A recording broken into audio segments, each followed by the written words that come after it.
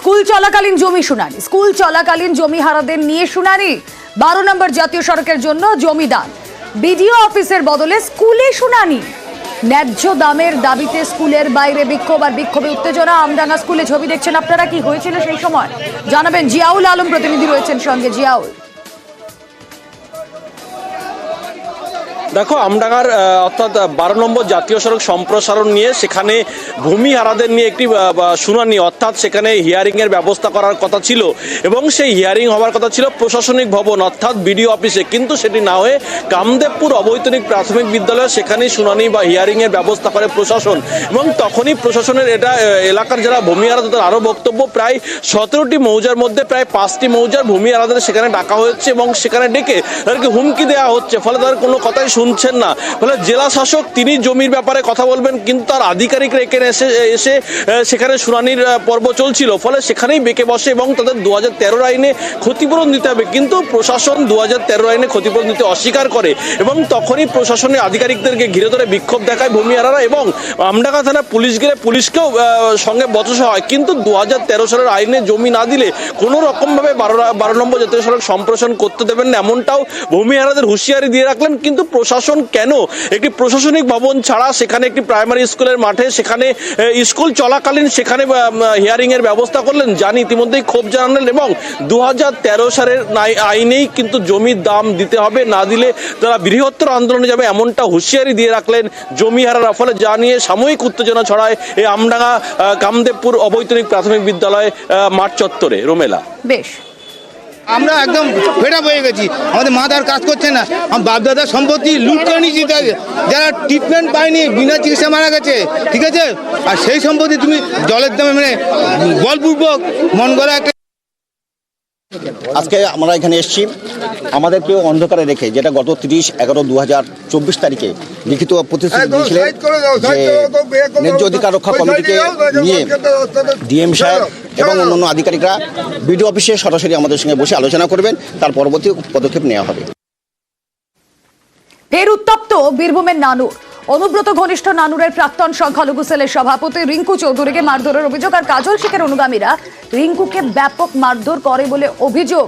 কিন্তু কেন মারধর, কথা বলবো, আমাদের প্রতিনিধি ইন্দ্রজিৎ রয়েছেন সঙ্গে। ইন্দ্রজিৎ,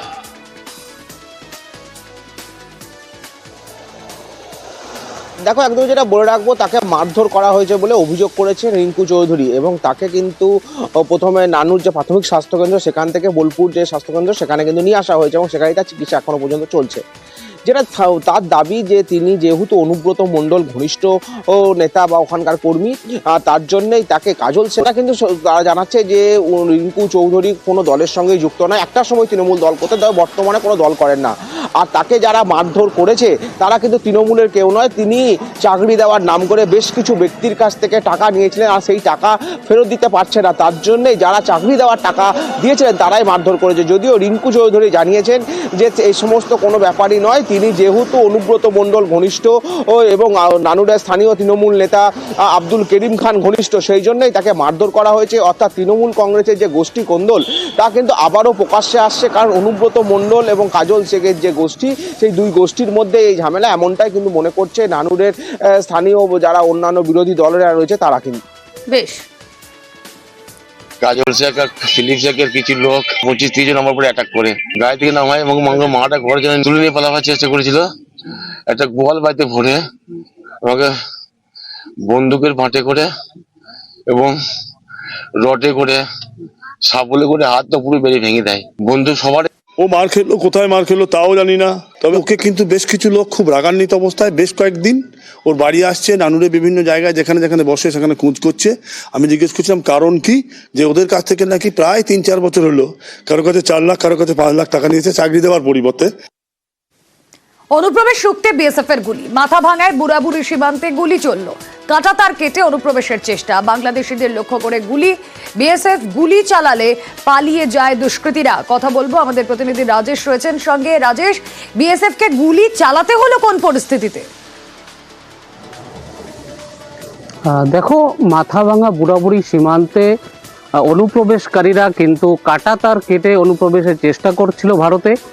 সে সময় বিএসএফ এর নজরে এলে বিএসএফ তাদেরকে সতর্ক করে উল্টে সেই দুষ্কৃতীরা বিএসএফের উপর আক্রমণের চেষ্টা করে ধারালো অস্ত্র নিয়ে। সে সময় আত্মরক্ষার্থে কিন্তু বিএসএফকে গুলি চালাতে হয়। তবে এই অনুপ্রবেশ কিন্তু এর আগেও সীমান্ত এলাকায় অনুপ্রবেশের চেষ্টা করেছিল দুষ্কৃতীরা এবং বিএসএফের গুলিতে কিন্তু মৃত্যুর ঘটনাও ঘটেছে অনেক। কিন্তু তারপরেও কিন্তু অনুপ্রবেশকারী দুষ্কৃতীরা কিন্তু তারা থামছে না, তারা কিন্তু চেষ্টা করছে অনুপ্রবেশ করতে। এই ঘটনার পর কিন্তু বিএসএফের পক্ষ থেকে মাথাভাঙা থানায় একটি লিখিত অভিযোগ করা হয় এবং দুষ্কৃতীদের ফেলে যাওয়া ধারালো অস্ত্রসহ বেশ কিছু সামগ্রী উদ্ধার করে তারা মাথাভাঙা থানায় তুলে দেয় এবং সেই ঘটনার কিন্তু তদন্ত শুরু করেছে পুলিশ। তবে গ্রামবাসীদের বক্তব্য যে এই অনুপ্রবেশ বন্ধ করা প্রয়োজন, কারণ তারা আতঙ্কে তাদেরকে থাকতে হয়। কারণ অনুপ্রবেশকারীরা যদি সীমান্ত পেরিয়ে ভারতে ঢুকে যায় তাহলে তাদের একদিকে যেমন গবাদি পশু তারা চুরি করে নিয়ে যায়, পাশাপাশি একেবারে অনেক ধন্যবাদ। মালদায় জাল আধার কার্ড তৈরির রমরমা। বৈষ্ণবনগরে অনলাইন সার্ভিস দোকানে হানা, উদ্ধার 70টি আধার নথি সহ।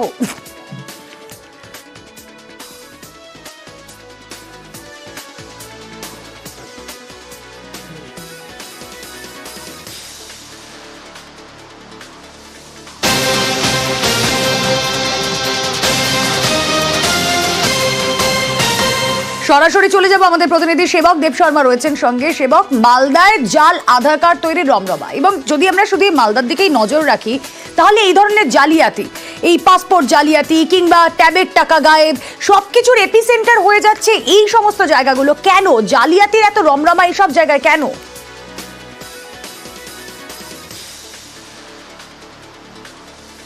একদমই, দেখো এই প্রশ্নেরই কার্যত উত্তর খুঁজছে পুলিশ। কারণ ক্যাবের ক্ষেত্রে তুমি যেমনটা বলছিলে, প্রচুর দুর্নীতিগ্রস্ত যারা মালদা থেকে ধরা পড়েছিল, বিভিন্ন জেলা পুলিশ এসে মালদা থেকে অভিযুক্তদেরকে তুলে নিয়ে যায়। এবং এক্ষেত্রে মালদাতে পাসপোর্টের তোমার আধার জালভাবে তৈরি হচ্ছে, ভুয়ো তোমার পাসওয়ার্ড ব্যবহার করে হচ্ছে। এবং সেই পাসওয়ার্ড কোথায়? অসমের পাসওয়ার্ড ব্যবহার হচ্ছে মালদায়, আর সেই পাসওয়ার্ডের ভিত্তিতে তৈরি হয়ে যাচ্ছে আধার কার্ড, যেটা সম্পূর্ণ বেআইনি। সাধারণভাবে লাইসেন্স বা অথরাইজেশন থাকা উচিত সংশ্লিষ্ট দপ্তরের, অথচ সরকারি কোনো অনুমোদন ছাড়াই এরকম ভাবে একটা ডিজিটাল অনলাইন সার্ভিসেস দোকান একটা সীমান্তবর্তী বাজারে, সেখান থেকে তৈরি হয়ে যাচ্ছে প্রচুর আধার কার্ড। এবং পুলিশ খবর পেয়ে অভিযান করে এবং সেই সময় দোকানের মালিক এবং কর্মচারী দুজনকেই গ্রেপ্তার করা সম্ভব হয়েছে। একটি দুটি নয়, প্রায় 70টি আধার সংক্রান্ত কাগজ নথি পেয়েছে পুলিশ এবং ধৃতদের আজকে মালদা আদালতে তোলা হয়।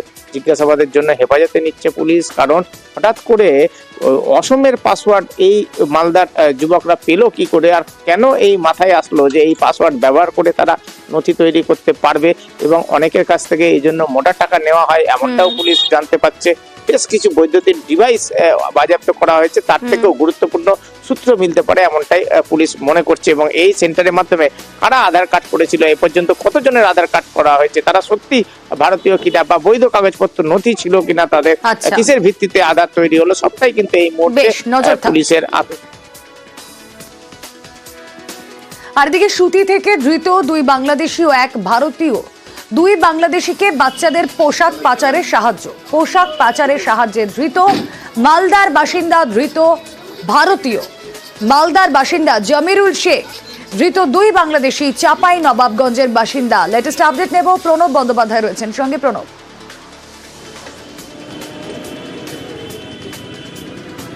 দেখো, সুতি থানার পুলিশ গতকাল রাত্রিবেলাতে টহলদারি দেওয়ার সময় 3 জনকে গ্রেপ্তার করে এবং তার মধ্যে তাদেরকে জেরা করে জানা যায় দুজন বাংলাদেশি এবং একজন হচ্ছে মালদার বাসিন্দা। এই দুজনের বাড়ি কিন্তু হচ্ছে চাপাই নবাবগঞ্জের শিবগঞ্জ এলাকায় তারা বাড়ি।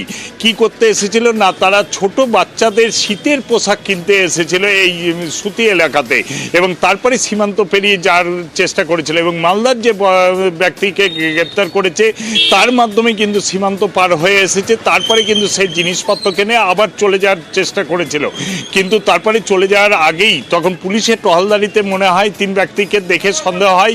তারপরে তাদেরকে জিজ্ঞাসাবাদ করে এবং জিজ্ঞাসাবাদ করার পর আসল তথ্য উঠে আসে এবং এছাড়াও আরও কয়েকজন আছে বলে সন্দেহ করে এবং তবে এদের 3 জনকে গ্রেপ্তার করে জঙ্গিপুর মহকুমা আদালতে পাঠানো হয়েছে। এই ঘটনার সঙ্গে কে বা কারা জড়িত রয়েছে, আর কে রয়েছে এবং কিভাবে সীমান্ত পেরিয়ে এলো এবং কতদিন ধরে এই ধরনের ব্যবসা করছে সমস্ত কিছু জানার চেষ্টা করছে সুতি থানার পুলিশ। বেশ।